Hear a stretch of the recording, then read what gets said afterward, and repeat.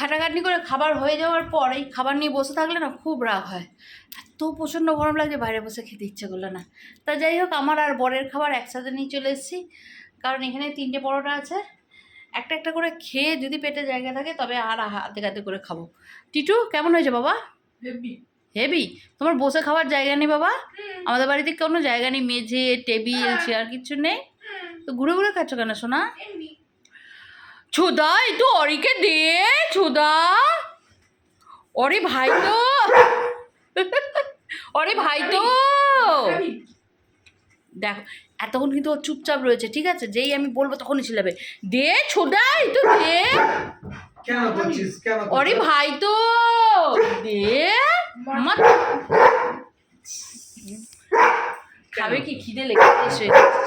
চলো হ্যাঁ, চলো খেয়ে নি। হ্যাঁ, খুব খিদে পেয়েছে। একটুখানি ছিঁড়ে খেয়ে লিবু দাও, লিবু লিবু দাও, লিবু। কি লিবু, লিবু। লেবু কোথায় পাবো? লিবু লিবু লিবু গো লিবু। রিভিউ? হ্যাঁ, একটুখানি খেয়ে নি, বলো একটু লিবু দাও, একটুখানি চাটনিতে লিবিউ দেবে, লিবিউ। কেমন আছে? যেমন করে তেমনই আছে, ভালোই আছে।